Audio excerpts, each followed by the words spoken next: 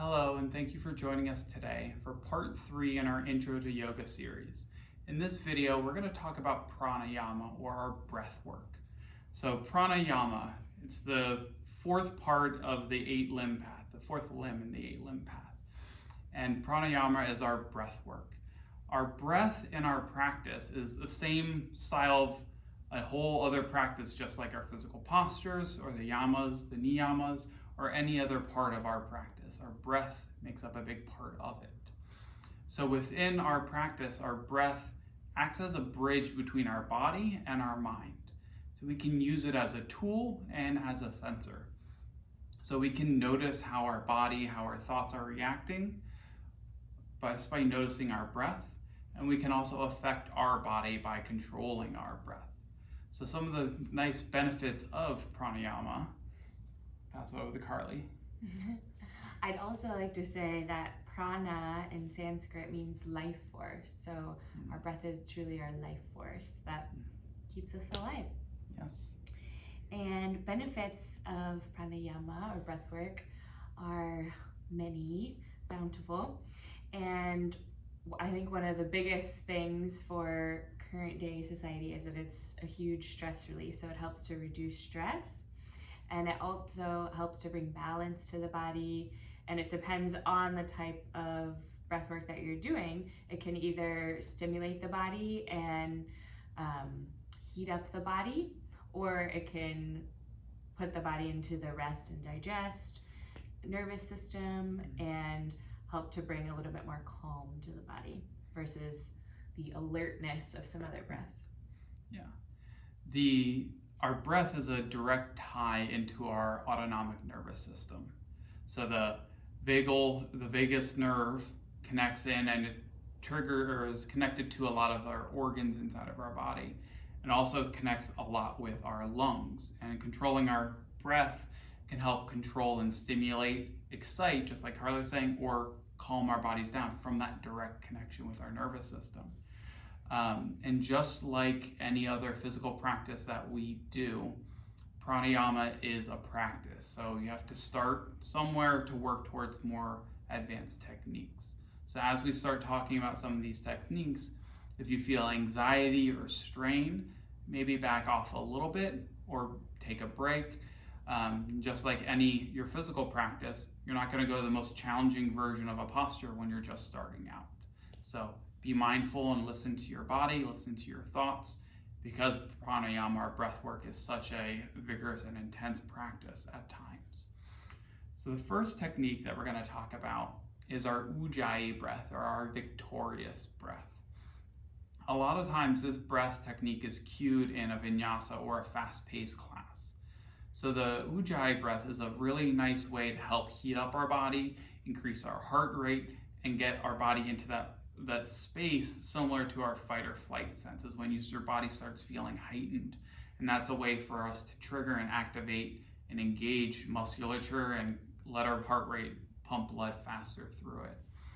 So with our Ujjayi breath, we're trying to breathe only through our nose, so in and out through your nose. So if you notice that your nose is clogged or blocked or something's restricting it, maybe don't go as strong into the Ujjayi breath as you can. So the Ujjayi breath, and really love a really nice way to describe it, is it sounds like the ocean. So I'm gonna do the breath a little, I don't know how well the mic's gonna pick up on it.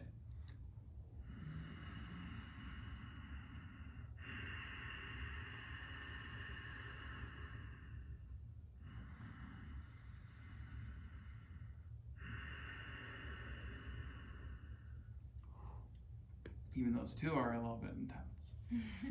So that breath is a way to help force air to move along our throats and our lungs, and to really drop a lot of heat and friction. So with that breath, all I'm doing is working towards constricting the back of my throat. And a nice little way to practice that is with your mouth closed. You can press your tongue to the roof of your mouth and to the back of your top teeth. And then just breathe through your nose.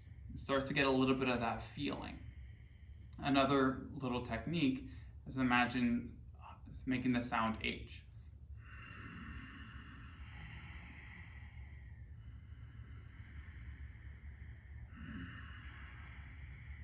And a really nice way to work into starting to practice with that breath is let your inhale be unrestricted, and then let your exhale be that Ujjayi restricted breath. Just doing one part to ease into it.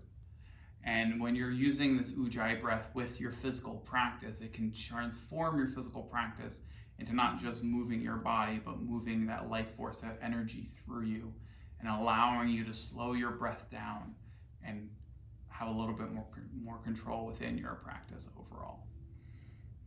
Yeah, and it's perfect in a fast-paced class because it does heat up the body, so it encourages the muscles to find that warmth so that they can engage, they can expand, stretch.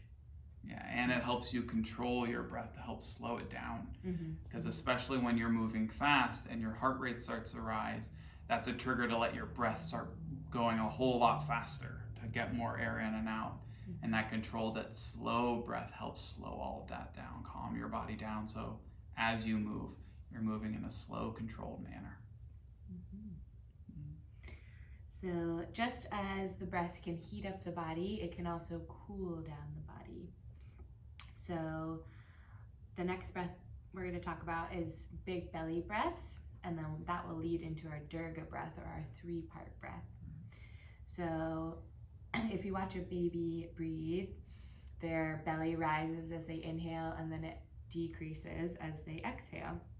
And a lot of us in today's society just breathe from our chest when we're breathing. So it's hard for me to do it because I've practiced belly breath for so long. But if you notice when you're in a stressful situation, or you're like in a lot of traffic, or you're rushing, if you take notice of your breath during those times, it's typically coming from the chest, and it's short, rapid breathing. So which does trigger the fight or flight nervous system, sympathetic nervous system. So when we start doing breathing techniques, especially the Durga breath, the belly breath, that helps to activate our parasympathetic nervous system, or our rest and digest. So you can try it along with us. We'll just put our hands on our belly, and first, before we breathe, just push out the belly, and then let it relax. Push out the belly, relax, and just to kind of notice how it feels to move the belly like that. And we'll start to bring our breath into it. So as you inhale, let the belly rise out, and then as you exhale, decrease the belly, letting it release. Do a couple more of those.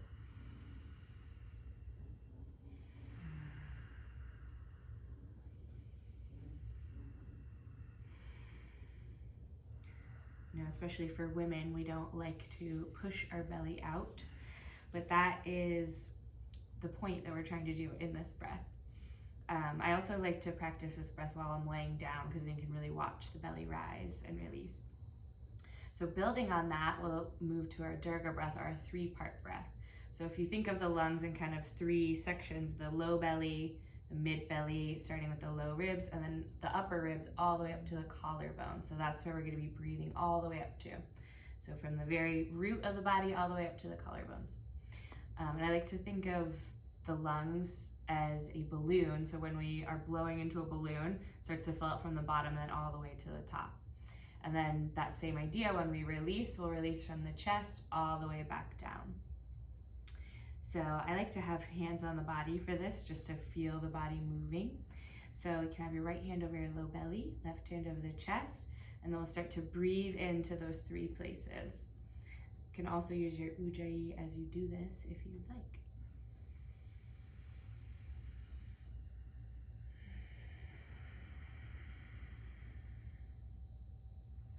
Breathing all the way from the low belly to the ribs, all the way to the collarbone. And releasing chest, releasing belly. Let's do one more out together.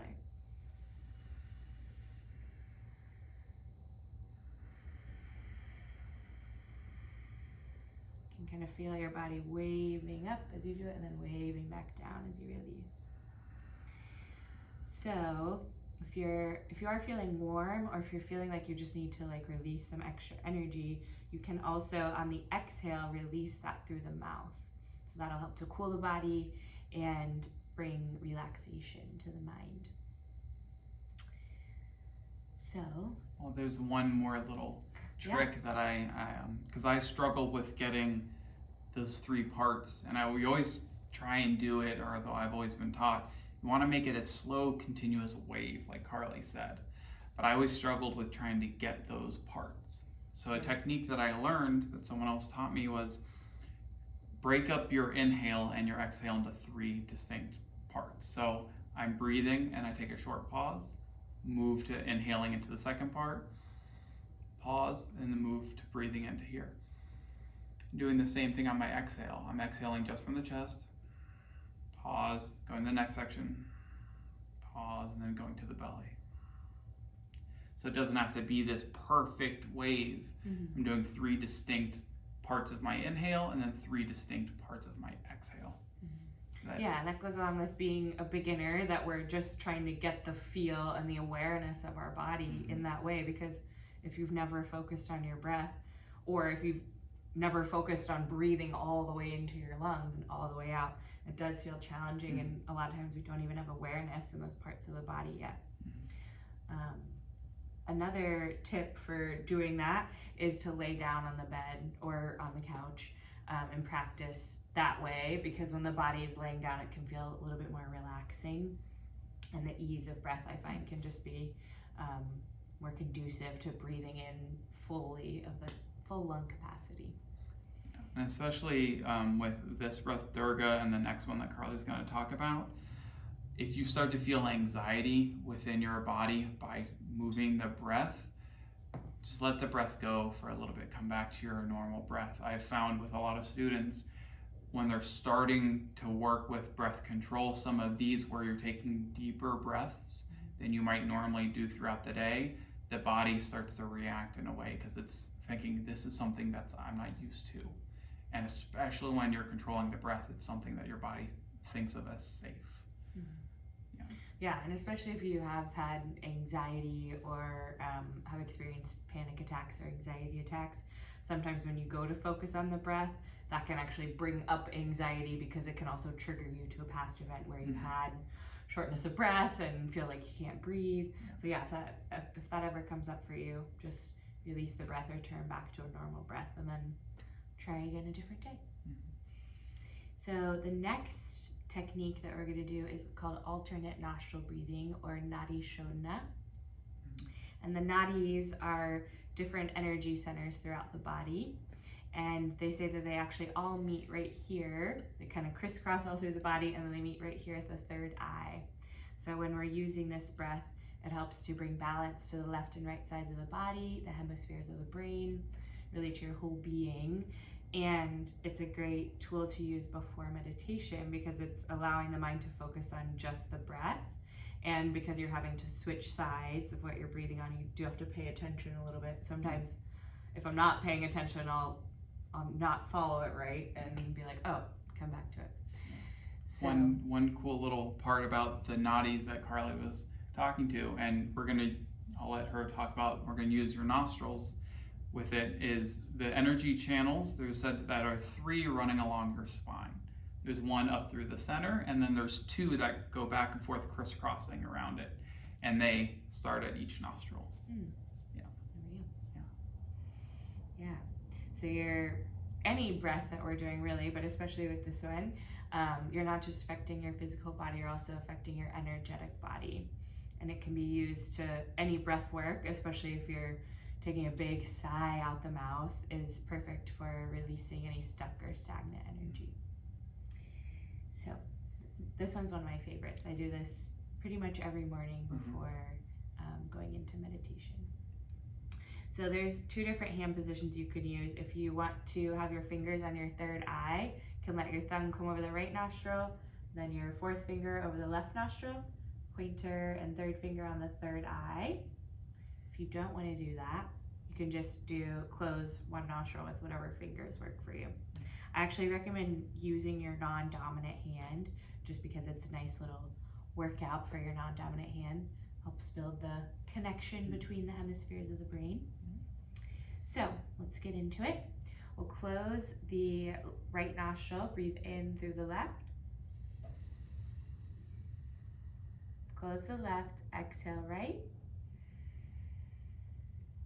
Breathe in, right. Exhale, left. Inhale, left. Exhale, right. Inhale, right. Exhale, left. We'll do one more round. Inhale, left. Exhale, right. Inhale, right. Exhale, left. Release your hand. Like even just those few rounds, my mind feels more clear. And I love, like I said, I love using it before meditation and really any time throughout the day if I'm feeling like my mind is just a little bit scattered or having difficulty focusing, I'll just sit down and I can set a timer on my phone for 5 minutes and I notice a big difference within the clarity of my mind. So as you're beginning to work with your Nadi Shodhana a little bit longer, you might notice that your arm that you're using gets tired. So you can support it with your other arm. You can either hold it, or I like to tuck my fist towards my armpit and just let my arm rest on it. Either way. Or a pillow in the lap. Or a pillow in the lap. And you're working towards finding an evenness of your breath. So an equal length inhale as an equal length out as an exhale. And the more you work into the breath, you can add some breath retention or a little bit longer exhale, but initially definitely just start with only trying to keep the breath in equal length. Awesome. Thank you guys for joining us today. Let us know in the comments below if you know any of these techniques or if you are just trying them. Let us know how it goes. Yeah, and if you have any questions, please reach out to us. We'd love to help out and share. And look forward to seeing you guys back on our next part when we're talking about meditation. So have a great day.